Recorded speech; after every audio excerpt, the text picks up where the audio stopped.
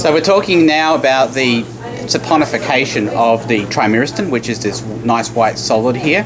It's been weighed, right, folks? Yes. Yes, that's great. So it's been weighed, and we've also got enough for a melting point here. So where's the melting point tube that has this in it?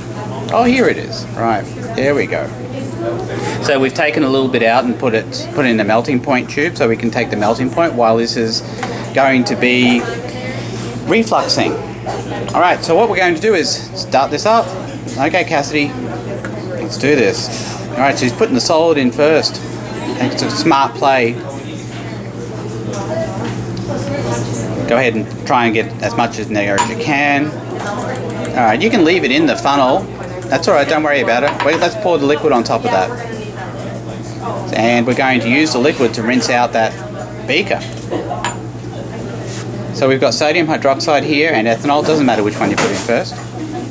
They're both going to go in eventually anyway.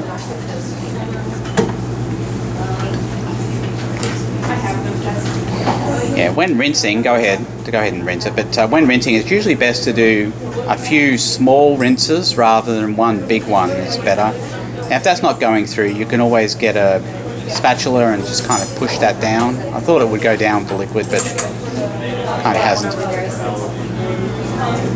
Or a stirring rod or something. Push it down.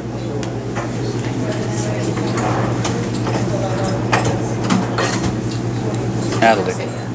Alright, so go ahead and there we go. Push that through. And you can rinse the stirring rod off as well with the remaining liquid. What you put in first?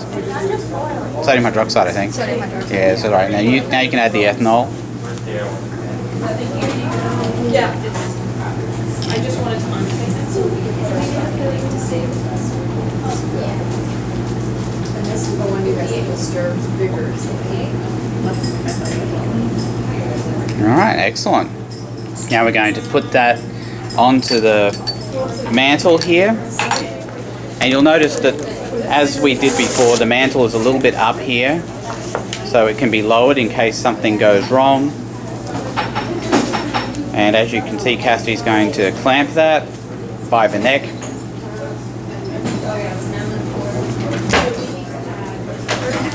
And now we're going to put the condenser in the top. Now we've already added the tubing to the condenser just like we did last time. It's always best to add it while it's not connected. As you can see, it's all there. We don't need a cat clip.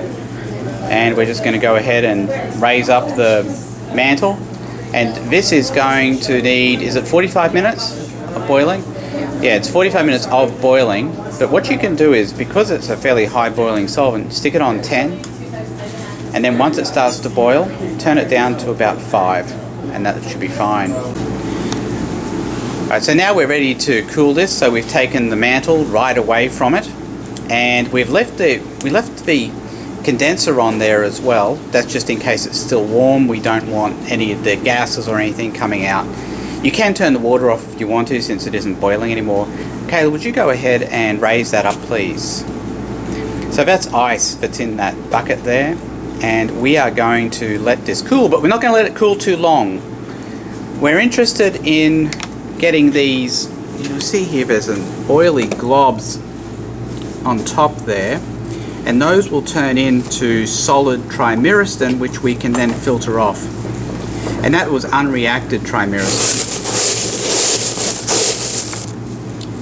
Alright, might need to get a little bit more ice there, since, can we lift it up more? Yeah. Okay, yes, let's lift Oh, it. There we go. scared. Yes, there we go. That's good. Alright, it should take maybe about 10 minutes probably to start forming that solid. But if you leave it in there for too long, the liquid is going to turn into gelatin, and we don't want that to happen. So this has been sitting for a few minutes now, and you can see, if you look closely, little bits of solid on top of the liquid, but you can still see there's a bit of oil there as well. Let's give it a bit of a stir here, and we're going to watch as that liquid begins to coalesce into a solid. You can see the oily layer on top there pretty clearly actually, and that will turn into a solid pretty soon. So you can see that that liquid is beginning to solidify there on top of the solution, and that's the unreacted trimyristin, of course. Looks pretty much the same as what we put in, just now floating on the surface. It was a liquid because it melts at a very low temperature, about 56 degrees. So when it was in the boiling solution, it was in liquid state. Now that we've cooled it down, it is now in a solid state. And that looks like it's going to be, let's have a look, I'll just give it a bit more of a swirl here. Yeah, it looks like there's no more oil on top. It looks like it's all turned into a solid, so we can go ahead and filter that. Right, let's go. Yep.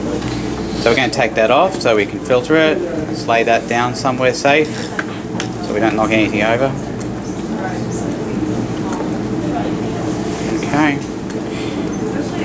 So Christine's going to take that off. Now she's going to filter it using the Buchner funnel. We're not interested in the solid here, we're interested in the liquid that's going to come out. So you've got to make sure that, as well as that Buchner funnel being clamped, of course, that the Buchner funnel itself and the Buchner flask are clean. They don't have to be dry because it's an aqueous solution, but they do have to be clean. So there we go. We're only interested in liquid. There's no need to let that sit and dry. Just press down and make sure you've got a good seal on it, please, Christina. Okay, it looks good. And once that finishes dripping through there, we can go ahead and turn it off. I think that's probably good enough. Let's go ahead and turn that off. Alright. Okay, Christine's going to put a handful of ice into this beaker. Well, a bit more than that. That's about right. That's good. Now we're going to pour the acid over that. There we go. Alright. Now you can pour your solution on top of that and stir. Can you do it from the other side, please? There we go. Alright, so as you can see, what happens is that, yes, that's good.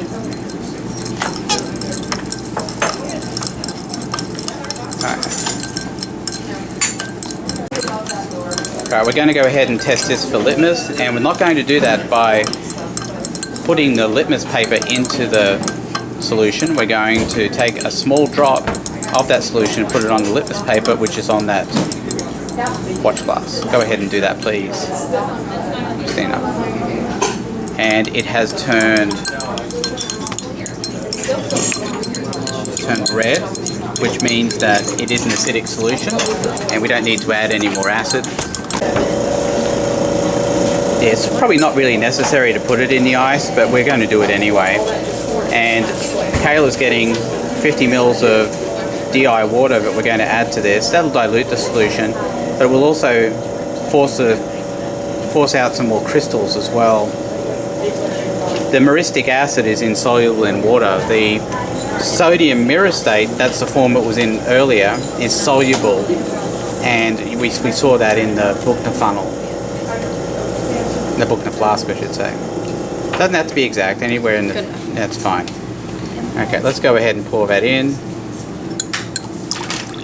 Yeah, probably not really necessary to have it in ice during this point, but I don't think it can hurt.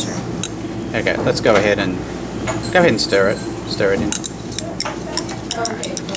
Alright, we're probably ready to go ahead and filter that. Alright, so we're putting a bit of filter paper in there, and we're going to hook that up to the... There we go.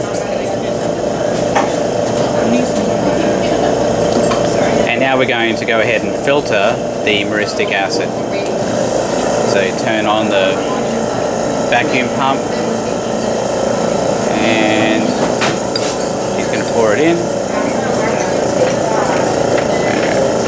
Okay, just pour in a fair amount, and then you can swirl the rest of it. There we go. That's good. Okay. Now we can rinse that out with a little bit of water. Oh, here. It says the two. Yeah. So you're going to wash it with, was it 2 portions of 5 mils of water, is that right? Yeah.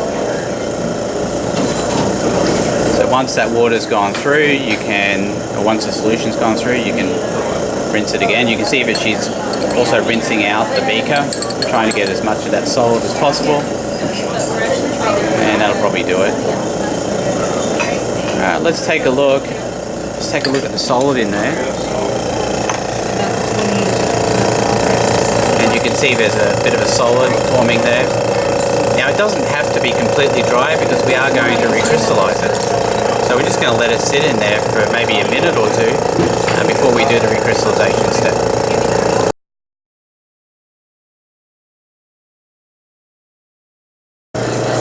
Alright, so Christina's going to get the solid now.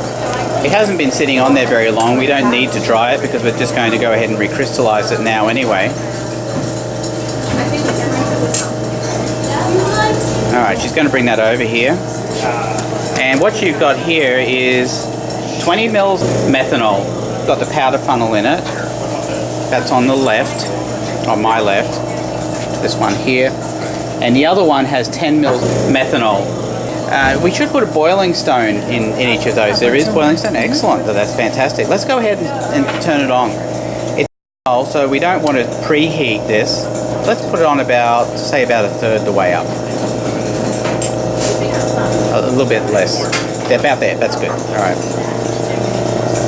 And you can see that Christina. Yeah, go ahead, Christina. She's going ahead and getting any of that solid that's in there, scraping it off the filter paper there. Now she's not scraping too hard because she doesn't want to get filter paper in there, but if she did, it wouldn't be the end of the world because we would be filtering that out anyway.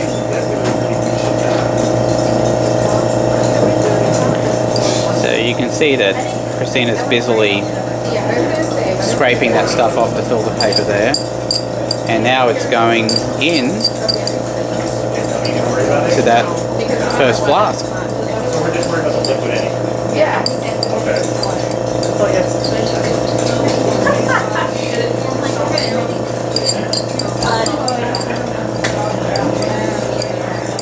Okay. Unless maybe that's some of the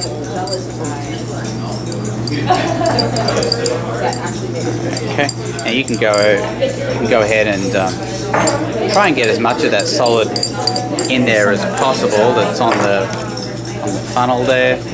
Then you can also dip the spatula into the solution too to rinse that off. Okay. So the idea is that this will start boiling pretty soon and it should dissolve pretty much all of that solid. Right. So we've got our stuff here, it's heating, and at some point it will end up dissolving. It looks like it's pretty dissolved here, but one of the complications that can arise is if there is any trimyristin that is left, if say some went through the filter during the filtration step, it's possible there might be trimyristin still in that solution, in which case it will not dissolve in the methanol. And if that is the case, it will form oily globs on the bottom of the methanol. Now when that happens, you'll have to take out those oily globs with a pipette. I don't see any oily globs in this solution, but it's possible that they could arise. The other thing you might see, of course, is just little bits of solid that didn't dissolve. Now, I certainly wouldn't use any more methanol of all this because I feel like there's probably enough in there to dissolve the amount that you're going to have. Once that has started boiling, then we will filter this. We'll filter it through here into this boiling solution of methanol. Of course, what we're going to use there are flask tongs. And the flask tongs look like this. These are the perfect tool for the job. And then we will filter this through that. Kayla, would you mind doing that?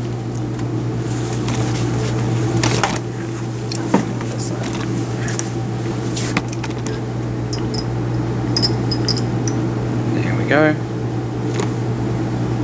Usually best to use a fluted funnel for that. And you can see she's just going ahead and pouring that through. Alright, so we've got our boiling solution that's been filtered here, and Kayla is going to go ahead and add water until the solution turns cloudy. You can probably add whole squirts of it. There we go. Let's zoom in on it here. So Kayla's just adding water to it until it gets, so she sees cloudiness forming. I mean, it's not really cloudiness so much as just a solution. That's all right. So as you can see, it does look like it's becoming a little bit more cloudy. Yeah, there we go. I think that's good enough. Now what we're going to do is we're going to add methanol to that. Yeah, she's letting it reboil as well.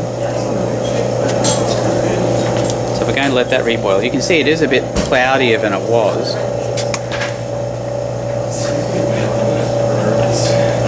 And she's going to add just enough methanol to that. Now it's boiling. She's going to add enough methanol to that to bring it back to being clear.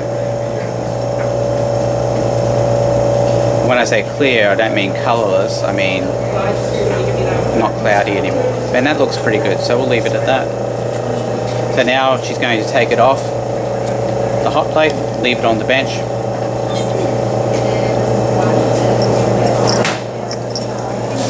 And we're going to let it sit on the bench for a few minutes. And then we're going to stick it in ice and hope that the crystals will form. Alright, let's go ahead and stick that into the ice now, but it's cool.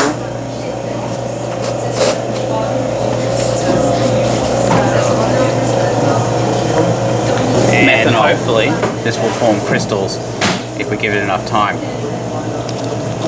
Alright, so we've got our crystals here sitting in the ice, and the question of course is, are they ready to be filtered? So we do see crystals here, which is good. If I didn't see crystals here, I would be concerned, and I would probably add more water to the solution and then put it back in the ice, and hopefully that would form crystals at that point. So the question is this ready to filter? Well, it's ready to filter when this reaches the temperature of the ice. So what you need to do is wipe it off. Very important to do this wiping step here, and I'm just using my lab coat here to wipe it off, but I probably should use let me use a paper towel there. There we go. Wipe that off, and then I put my hand around it. Put my hand around it here, and I ask myself, is this as cold as the ice? So in my heart, do I feel like this is as cold as the ice? And if I do, then it's ready to go ahead and filter. So we're going to filter our solution now. Go ahead and filter it. You'll notice we have the Buchner funnel set up again. It's all clamped, which is good. And you'll notice Christina's using good technique here, pouring it out as quickly as she possibly can. And then that could be rinsed out with some cold water if we wanted to. And by cold water, I mean water that has been in contact with ice would be fine. Alright, so Christina's got some iced water here, but she's not going to add any ice to that. She's just adding the water part. That'll be fine. That'll do. Just a little bit, just to rinse out that flask. And now we can go ahead and filter that. Now, since it is a solution of water, it is going to need to sit there for probably 10 to 20 minutes to dry. Make sure you've got a good seal on that, Christina. Looks like we have. I'm going to take a look at the solid here. The boiling stone fall in there. It's okay if there's a boiling stone in there. But yeah, you don't get very much out of this. I think it's still got some water on top as well. Yeah, it's still filtering through here. So once that filters through, we'll be able to scrape off that solid. It's not going to look like much, but there is, you can be assured there is solid on there because we did see those crystals in the solution.